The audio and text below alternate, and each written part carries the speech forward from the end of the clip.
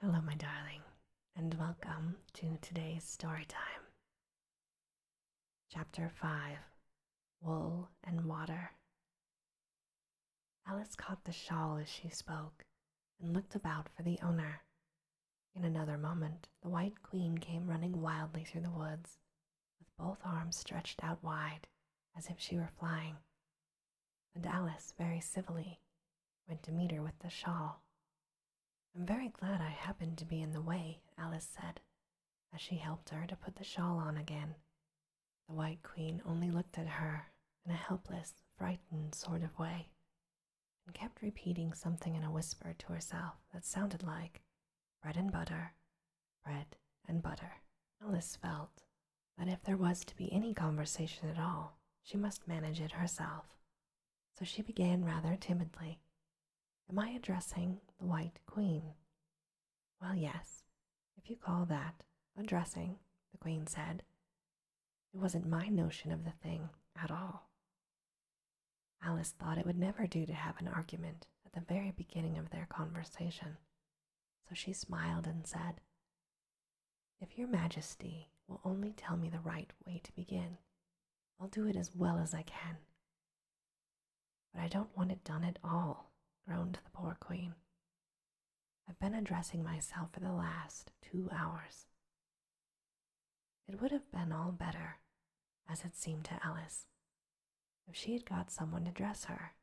She was so dreadfully untidy. Every single thing's crooked, Alice thought to herself, and she's all over pins. "May I put your shawl straight for you?" she added aloud. "I don't know what's the matter with it," the Queen said, her voice melancholy. "It's out of temper, I think. I've pinned it here, and I've pinned it there, but there's no pleasing it." "Well, it can't go straight, you know, if you pin it all on one side," Alice said. She gently put it right for her. "And dear me, what a state your hair is in." "The brush got entangled in it," the Queen said with a sigh, "and I lost the comb yesterday." Alice carefully released the brush and did her best to get the hair into order. "Come, you look rather better now," she said, after altering most of the pins. "But really you should have a lady's maid." "I'm sure I'll take you with pleasure," the Queen said. 2 pence a week, and jam every other day." Alice couldn't help laughing as she said, "I don't want you to hire me, and I don't care for jam." "It's very good jam," said the Queen. "Well, I don't want any today, at any rate."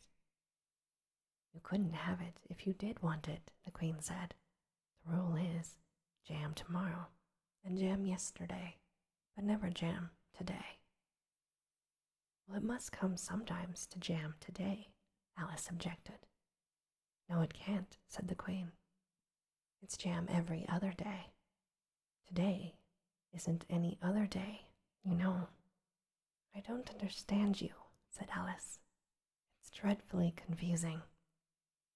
"Well, that's the effect of living backwards," the Queen said kindly. "It always makes one a little giddy at first." "Living backwards," Alice repeated in great astonishment. "I've never heard of such a thing." "But there's one great advantage in it, that one's memory works both ways." "Well, I'm sure mine only works one way," Alice remarked.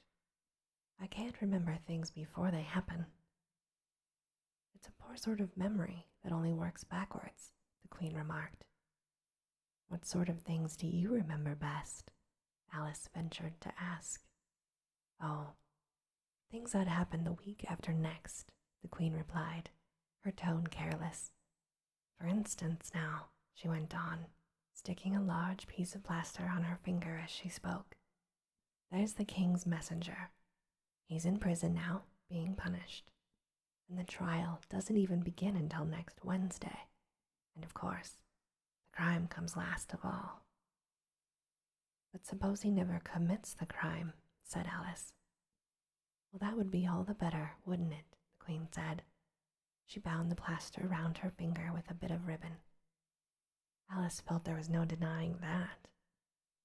Of course it would be all better, she said, but it wouldn't be all the better his being punished. You're wrong there, at any rate, said the Queen. Were you ever punished? Only for faults, said Alice. And you were all the better for it, I know, the Queen said triumphantly. Yes, but then I had done the things I was punished for, said Alice, and that makes all the difference. But if you hadn't done them, the Queen said, that would have been better still, better and better, and even better. Her voice went higher with each better, till it got quite to a squeak at last. Alice was just beginning to say, there's a mistake somewhere, when the Queen began screaming so loud she had to leave her sentence unfinished. Oh, oh, shouted the Queen, shaking her hand. My finger's bleeding. Oh, no. Her screams were so exactly like the whistle of a steam engine that Alice had to hold both of her hands over her ears. What is the matter? She asked, as though there was a chance of making herself heard. Have you pricked your finger? I haven't pricked it yet, the Queen said, but I soon shall. Oh, oh no. When do you expect to do this? Alice asked, feeling very much inclined to laugh. When I fasten my shawl again, the poor Queen groaned out. The brooch will come undone directly. Oh no. As she said the words, the brooch flew open, and the Queen clutched wildly at it. She tried to clasp it again. Take care, cried Alice. You're holding it all crooked. And she caught at the brooch, but it was too late. The pin had slipped, and the Queen had pricked her finger. That accounts for the bleeding, you see, she said to Alice with a smile. Now you understand the way things happen here. But why don't you scream now? Alice asked, holding her hands, ready to put over her ears again. Why, I've done all the screaming already, said the Queen. What would be the good of having it all over again? By this time, it was getting light.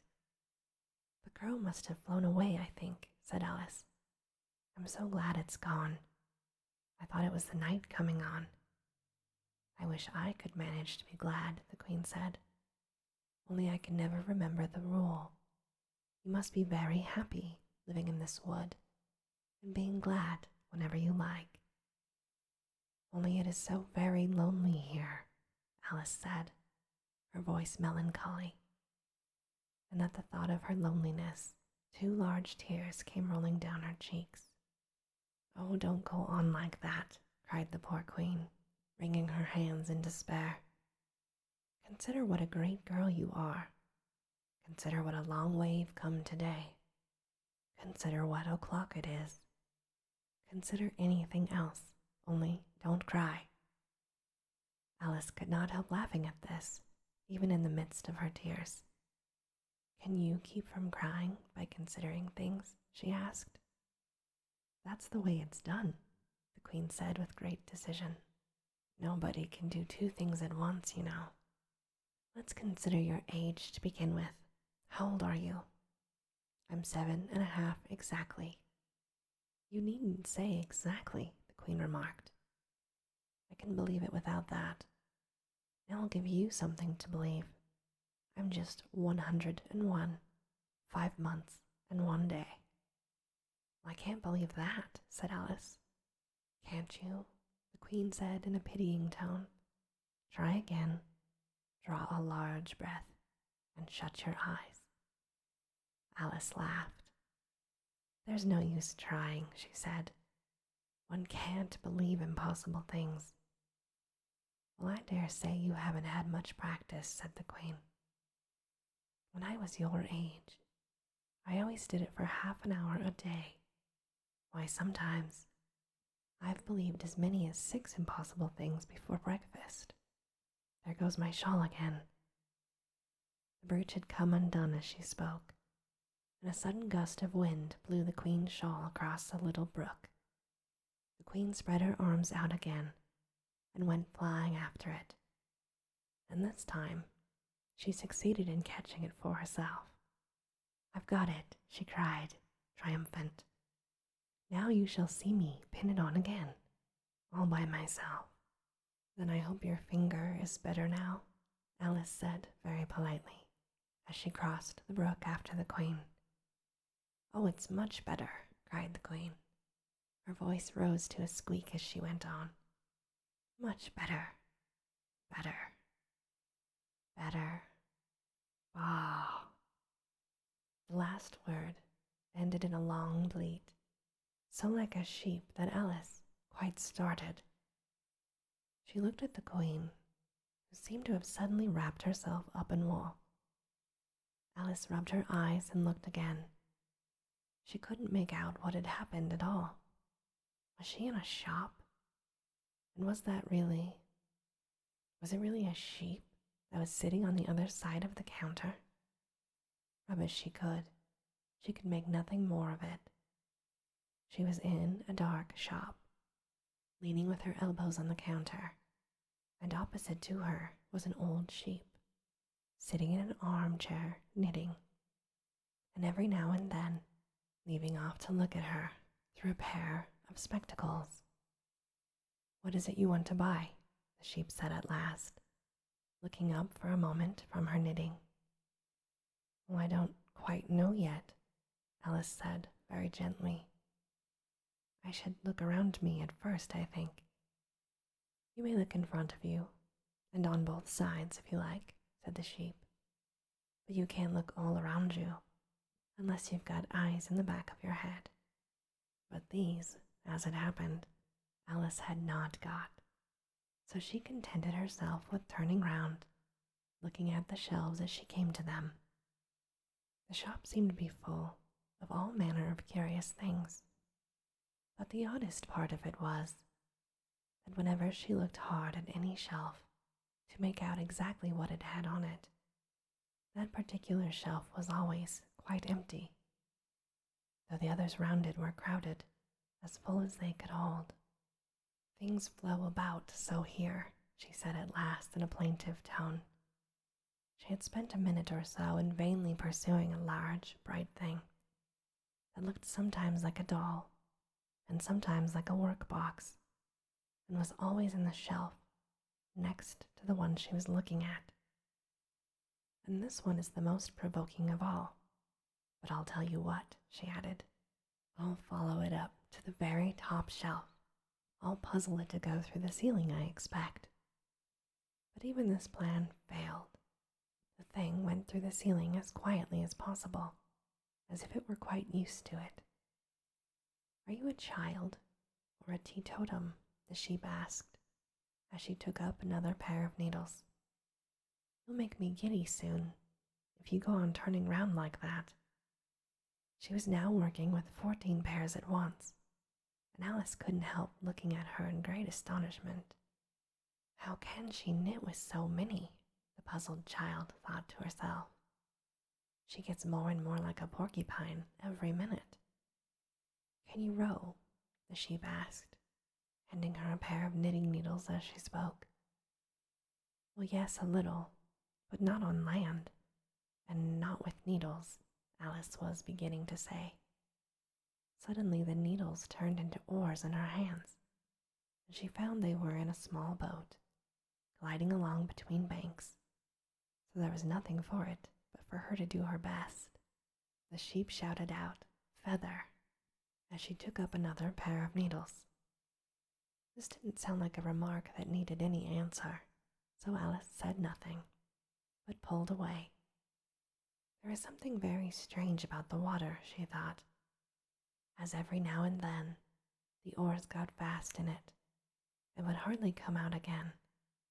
"Feather, feather," the sheep said again, taking more needles. "You'll be catching a crab directly." "A dear little crab," thought Alice. "I should like that." "Didn't you hear me say feather?" the sheep said angrily, taking quite a bunch of her needles. "Well, yes, indeed I did," said Alice. "You've said it very often, and very loud. Please, Where are the crabs? They're in the water, of course, said the sheep. She stuck some of the needles into her hair, as her hands were full. Feather, I say. Why do you say feather so often? Alice asked at last, rather vexed. I'm not a bird. You are, said the sheep. You're a little goose, actually. This offended Alice a little, so there was no more conversation for a minute, while the boat glided gently on, sometimes among beds of weeds, which made the oars stick fast in the water, worse than ever, and sometimes under trees, but always with the same tall river banks frowning over their heads. Oh, please, there are some scented rushes, Alice cried in a sudden transport of delight. There really are, and such beauties. You needn't say please to me about them, the sheep said, without looking up from her knitting. I didn't put them there, and I'm not going to take them away. Well, no, but I meant, please, may we wait and pick up some? Alice pleaded. If you don't mind stopping the boat for a minute. Well, how am I to stop it? Said the sheep.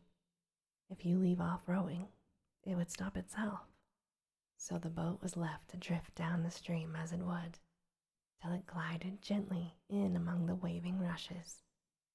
And then the small sleeves were carefully rolled up, and her arms were plunged in, elbow deep, to get the rushes a good long way down before breaking them off.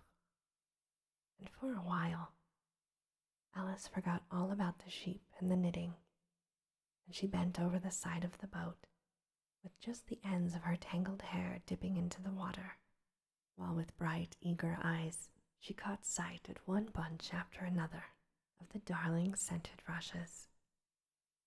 I only hope the boat won't topple over, she said to herself. Oh, what a lovely one. Only I couldn't quite reach it. And it did certainly seem like provoking, almost as if it happened on purpose, she thought. Though she managed to pick plenty of beautiful rushes as the boat glided by, there was always a more lovely one she couldn't reach. The prettiest are always further, she said at last. She sighed at the obstinacy of the rushes, and with flushed cheeks and dripping hair and hands, she scrambled back into her place and began to arrange her new-found treasures. What mattered it to her just then that the rushes had begun to fade and to lose all their scent and beauty from the very moment that she picked them? Even real scented rushes, you know, last only a very little while, and these, being dream rushes, melted away almost like snow as they lay in heaps at her feet. But Alice hardly noticed this. There were so many other curious things to think about. They hadn't gone much farther before the blade of one of the oars got fast in the water and wouldn't come out again, and the consequence was that the handle of it caught her under the chin, and in spite of a series of shrieks of "Oh! Oh! Oh!" from poor Alice, it swept her straight off the seat and down among the heap of rushes. Luckily, she wasn't hurt and was soon up again. The sheep went on with her knitting all the while, just as if nothing had happened. That was a nice crab you caught, she remarked, as Alice got back into her place, very much relieved to find herself still in the boat. Was it? I didn't see it, said Alice, peeping cautiously over the side of the boat into the dark water. I wish it hadn't let go. I should so like to see a crab to take it home with me. But the sheep only laughed scornfully and went on with her knitting. Are there many crabs here? Said Alice. Crabs, and all sorts of things, said the sheep. Plenty of choice. Only make up your mind. Now what do you want to buy? To buy? Alice echoed in a tone that was half astonished and half frightened, for the oars, and the boat, and the river, had vanished all in a moment, and she was back again in the dark shop. "I should like to buy an egg, please," she said timidly. "How do you sell them?" "5 pence farthing for one, 2 pence for two," the sheep replied. "Then two are cheaper than one?" Alice said in a surprised tone, taking out her purse. "Only you must eat them both if you buy two," said the sheep. "Well, then I'll just have one, please," said Alice. She put her money down on the counter. She thought to herself, they mightn't be at all that nice, you know. The sheep took her money, put it away in a box, and then she said, "I never put things into people's hands. That would never do. You must get it for yourself." And so saying, she went off to the other end of the shop and set the egg upright on a shelf. "I wonder why you wouldn't do it," thought Alice. She groped her way among the tables and chairs, for the shop was very dark towards the end. "The egg seems to get further away the more I walk towards it. Let me see. Is this a chair?" she said. "Why, it's got branches, I declare. How very odd to find trees growing here. And actually, here's a little brook. Well, this is the strangest shop I've ever seen." So she went on, wandering more and more at every step, as everything turned into a tree the moment she came up to it, and she quite expected the egg to do the same. And this, my darling, ends our story time for today. As always, I hope that you have very sweet and creepy dreams. Good night.